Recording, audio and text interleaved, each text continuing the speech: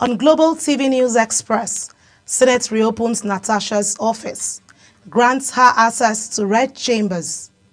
In business, House of Representatives demand full disclosure of 2.4 trillion naira contract payments. On the foreign scene, Museveni's party says he will stand for re-election in 2026 Uganda election. In sports, Rivers Hoppers targets Nigerian Basketball Premier League playoffs berth. Hello and welcome to all our viewers in Nigeria and around the world to News Express on Global Television, coming to you live from the nation's capital, Abuja. I am Anita Patrick. A quick reminder that Global Television is on DSTV channel 365 and on Star Times channel 276. I am Anita Patrick. One more time, I need to the news info right now. Let's get it rolling. Thanks to the General of Police, Kayode Gbetekun says Nigeria's security challenges require police leaders who can think fast, act smarter, and adapt quicker. He said this while declaring open a one-day executive workshop for top commanders of the force in Abuja. Our security correspondent, Kikelo Mokiri, completes the story. Criminal groups from terrorist networks are becoming more sophisticated, often using technology and cross-border alliance to expand their reach.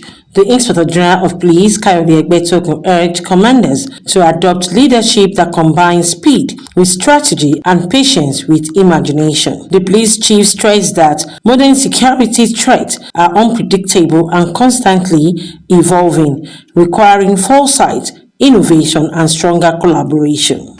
That is why this team has been carefully chosen to prepare you as leaders to anticipate, to adapt, and to act decisively in an environment where hesitation is costly and speed is survival. The Inspector General of Police insisted that the workshop must not end as theory, but result in reform that build a more agile, intelligence-driven police force Nigerians can trust. That is why this team has been carefully chosen to prepare you as leaders to anticipate, to adapt, and to act decisively in an environment where hesitation is costly and speed is survival. The president of the Society for Peace, Study and Practice pledged support for police reform and called the initiative a major step towards repositioning the force as catalyst for peace and justice. And today, we are privileged to engage with the top expert of the Nigerian Police Force. Furthermore, during this period, approximately 100 officers have joined SPSP. And the highest and the level of leadership of the Nigerian police that are engaged, civil society, and those that have expertise and intervention experiences to help you do your job. The event drew senior police officers, security experts, and peace practitioners, marking what stakeholders describe as a critical moment for leadership transformation in Nigerian police force. Kikelo Mokiri, Global Television News. The Deputy Director of Sergeants at Arms at the National Assembly, Alabi Adedeji, has unsealed the office of the Senator Natasha Akpoti-Uduaghan. The office was sealed on the 6th of March 2025 after being suspended by the Senate for 6 months. After months of political tension in Rivers State, Governor Siminalayi Fubara says he has finally reconciled with his predecessor, Nyesom Wike.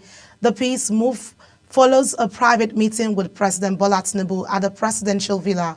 Ramsey Enoch has the details. Governor Fubara, who resumed duty this week after his 6-month suspension was lifted, told State House correspondents that the discussion with the president were like that of a father and a son.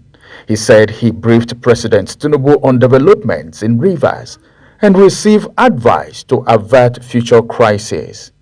The reconciliation comes just days after President Tinubu ended the state of emergency in Rivers and restored democratic structure. It's not much, it's father-son discussion, telling him thank you and the areas where, if at all, there should be any issue for him to guide me properly, so we don't be in any situation that will bring crisis again. That's what he said to me. Nigerians want to know. He advised me on what to do and how to go in their lives. So long as I'm concerned, we have made peace. My footballer and his principal are working together. For now, Rivers State appears to be moving past months of political uncertainty, with hopes for lasting stability. Meanwhile, the president also held separate consultations with other key officials, including the chairman of the Nigerian Governors Forum and the Minister of Finance. Ramsey Enoch Agbo reporting for Global TV News. President Bola Tinubu has reaffirmed his administration's commitment to constitutional reforms that will strengthen Nigerians' democracy, promote justice, and guarantee the rights of citizens. He was speaking at the National Public Hearing on the review of the 1999 Constitution held in Abuja. National Assembly correspondent tells us more. President Tinubu, represented by Secretary to the Government of the Federation, Senator George Akume, described the exercise as a golden opportunity to advance governance and nation building. The President commended the House of Representatives Committee on Constitution Review for engaging citizens, political parties, civil society, and traditional institutions in the amendment process. The ongoing process of each amendment provides us with yet another golden opportunity to strengthen our institutions, deepen federalism, guarantee fundamental rights, and promote justice, equity, and accountability across all spheres of national life. Also addressing the hearing, Speaker of the House of Representatives, Tajuddin Abbas, said the review marks a defining moment in Nigeria's democratic journey, pledging that lawmakers will not delay passage of the proposed amendments. The reserved seats for women proposal will create additional seats in the National Assembly and state assemblies to ensure that every state and senatorial district has women's voice in lawmaking. This is not tokenism, but a constitutional mechanism to accelerate gender inclusion.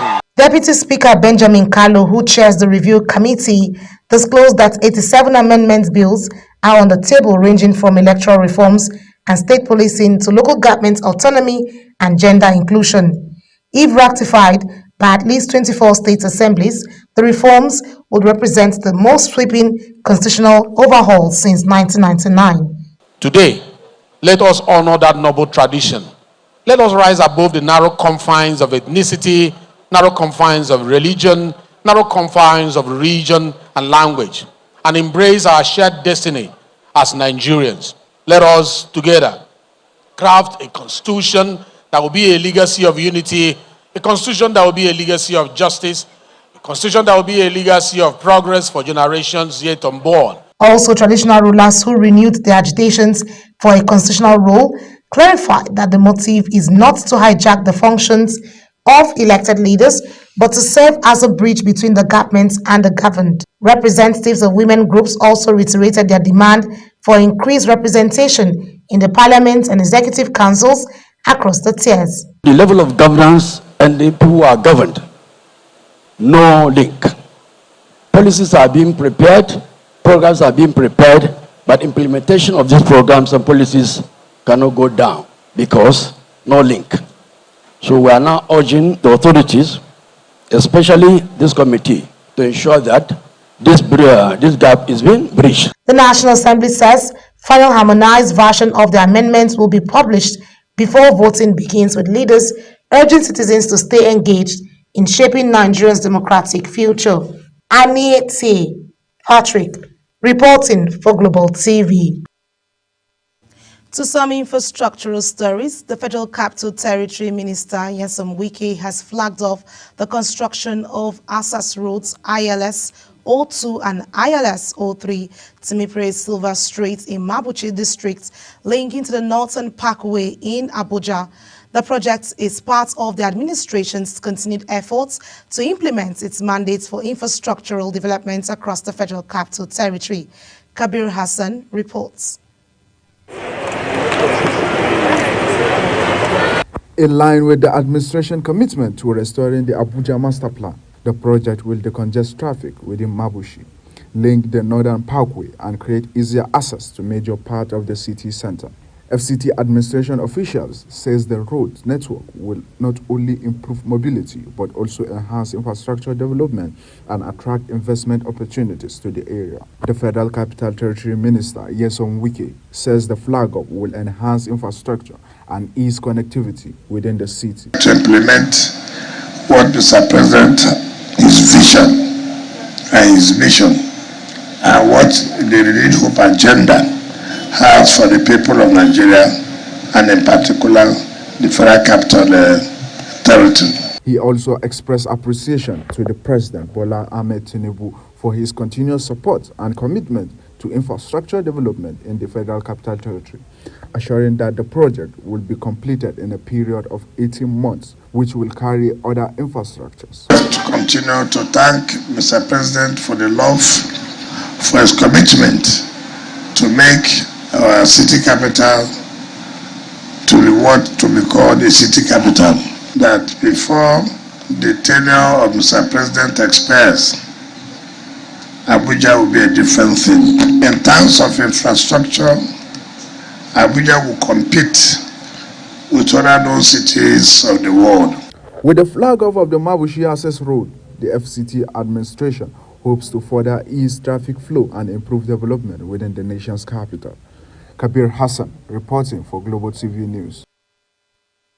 Staying with the Federal Capital Territory, the Department of Federal Capital Territory Administration Development Control, in its effort to tackle insecurity across Abuja, has clamped down hideouts of kidnappers terrorizing Kobe community in Asokoro Extension. Kabir Hassan again completes the report. The hideout of the suspected kidnappers who have been terrorizing residents of Kobe and Makaranta communities in Asokoro Extension area of Abuja Municipal Area Council has been demolished by the security operatives from the Federal Capital Development Authority, FCDA. The operation carried out is part of a broader effort by the FCT administration to rid the city of criminal elements and reclaim public spaces. Speaking at the site, the Director of Development Control at the FCDA, Mukhtar Galadima, revealed that the hideout has become a base of criminals, revealing that a security operative was recently killed in the area by suspected kidnappers. Our purpose is to clear this forest, which has become an ungoverned space. We recall about a week ago there was a report of kidnap, and the kidnappers were traced to this place. In an effort to recover or to retrieve the people that were kidnapped, one of the vigilante officers lost his life. So that's why this morning we want to make sure that all trees are brought down. Galadima also noted that the operation will not only limit itself, but will go around all FCT suspected hideouts to clamp them down. We are not limiting the exercise to the city center. We are going around and beyond the city center. With the operation now ongoing, residents of Kobe and neighboring Makaranta communities express relief at the development, but urge the government to take further steps to ensure long-term safety in the area by establishing a permanent security outpost to tackle the menace of kidnapping and other criminal activities. Kabir Hassan reporting for Global TV News. In another development, hours after the flag-off of the Mabuchi Road, the Federal Capital Territory Minister Nyesom Wike inspected ongoing projects in Abuja, which include the construction of the Court of Appeal, Abuja Division, and 40 judges' quarters. Kabir Hassan was there for Global TV. The inspection visit is part of the efforts by the FCTA to ensure quality and timely delivery of key projects in the FCT. The minister noted that the Court of Appeal building and judges' quarters, when completed, will strengthen the judicial system by providing a more conducive environment for justice delivery in the nation's capital, while expressing their satisfaction with the speed of the project. The Court of Appeal that in their next legally here. We pray that occasion will be taking place in their new division. Having got there today, I'm afraid, I'm really not too satisfied that the contractor will meet up. If you ask me, am I happy? Certainly not. But not being happy will not solve the problem. On the side of the housing project, the minister expressed satisfaction while stating the project, as promised, would be completed by January 2026. We're here where you have 20 units of these 5-bedroom duplexes for the FCT High Court. We have the one of the Court of Appeal, 10 units, and here we are standing. It's for the Federal High Court. We are impressed with the speed of work. The duration is for them to hand over by January 2026, complete furnishing. I believe with where they are going, they may be able to hand over before that January. With projects like this, the FCTA says it is not just improving infrastructure, but also laying the foundation of a stronger judicial system in the federal capital. Kabir Hassan, reporting for Global TV News.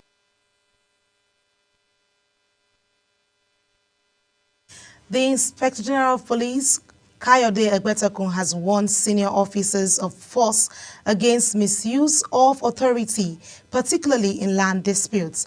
The police chief made the call at a strategic meeting with commissioners of police and zonal commander of the force in Abuja. He says the force will not serve private interests and warned that officers who cross the line will face strict sanctions. Kikeloma Okere tells us more.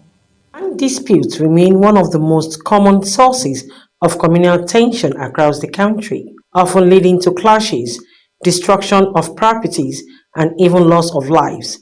Against this backdrop, the Inspector General of Police, Kayode Egbetekun, cautioned senior officers to stay clear of personal involvement in land disputes. The police chief emphasized that officers must remain impartial, uphold the rule of law, and avoid actions that could compromise public trust in the force. He warns that any officers found meddling in private land matters for personal gain will face disciplinary action. One area that continues to cast a shadow over our institution is the misuse of police authority in civil disputes, particularly in matters relating to land. Let me reiterate without ambiguity. The Nigerian Police Force is not and will never become an enforcer for private interests. Officers have no business escorting parties for land recovery, disrupting legally existing occupations, or meddling in civil claims without a demonstrable criminal element. The line must be clear, and any officer who crosses it will face disciplinary consequences. The police chief further directed commissioners and zonal commanders to intensify security operations in the last quarter of the year, a period often marked by spikes in robbery, kidnapping, and banditry. He emphasized that leadership by example remains key, insisting that what commanders tolerate will shape the culture of the force. As we approach the final quarter of the year, there is no room for complacency. The so-called Ember months have historically seen spikes in robbery, kidnapping, ritual killings, and highway banditry. I am mandating the following. Zonal AIGs must activate multi-layered feasibility policing frameworks. Reviewing the police operations since July, the police chief reveals that the force arrested more than 4,300 suspects across the country, including kidnappers, armed robbers, cultists, and illegal arms carriers. Over 1,100 kidnapped victims were rescued, while more than 700 firearms and 21,000 rounds of ammunition were recovered. Kikeloma Okere, Global Television News. Jigawa State Command of the Nigerian Security and Civil Defense Corps has welcomed its 16th State Commandant, Mohammed Ngawa, who officially resumed duty. The new commandant, while briefing men and officers of the command pledged to strengthen collaboration between all security agencies in the state to boost peace and safety. This was revealed in a statement made available to journalists by the command's public relations officer, Badruddin Tijani, in Dutse, the state's capital. Kano State's Governor Abba Kabiru has made minor charges to his cabinet and senior civil service positions to improve governance and service delivery. A statement released by the governor's spokesperson, Sanusi Bature, says the reshuffle affected key ministries, including Justice, Transport, Environment, and Humanitarian Affairs. Governor Yusuf directed the affected officials to hand over to the most senior officers in their ministries. You're watching the live broadcast of News Express. When News Express returns, Rivers Hoppers coach targets Nigeria Basketball Premier League playoffs berth. Details coming shortly, plus business and foreign stories on the other side of this break. Please stay with us.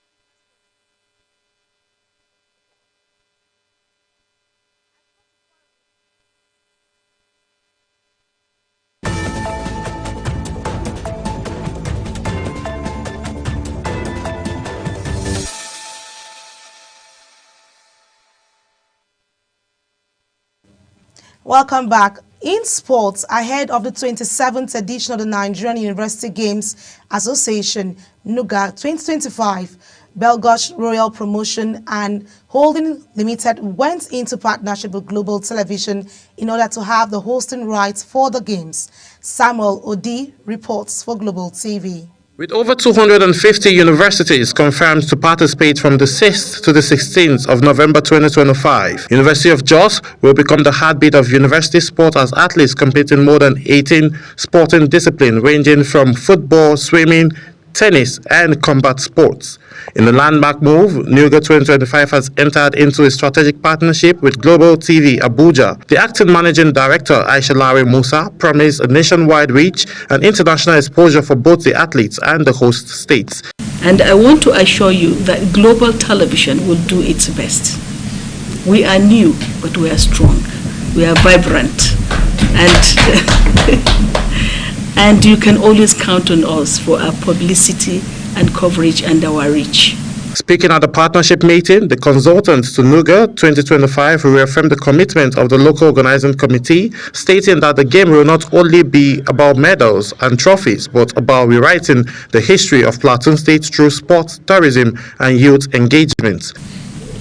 Jos has been known in the front burner of recent as a crisis zone, but we want to change the narratives. We try to involve the host states to actively participate.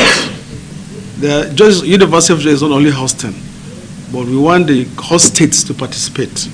With sports, culture, and innovation set to converge in Jos this November, NUGA 2025 is more than just a tournament. It is a redefining moment for Nigerian universities, Plateau State, and the future of youth development through sports. Samuel Odi for Global Television News. As Global TV News Express comes to an end, here's a recap of our top stories. On Global TV News Express, the Deputy Director of Sergeant at Arms at the National Assembly, Alabi Adedeji, has unsealed the office of the Senator Natasha Akpoti-Uduaghan. And sports, we told the other stories that there's a partnership with Global Television with Belgosh Royal Promotion and Holding Limited, who went into partnership with Global Television in order to have the hosting rights for their games. And that's it on the News Express. A quick reminder that Global TV is on DSTV channel 365 and on Star Times channel 276. Kindly follow us across all our social media platforms now showing on your screen using @Global TV NG. I am Anieti Patrick. Thank you for joining us.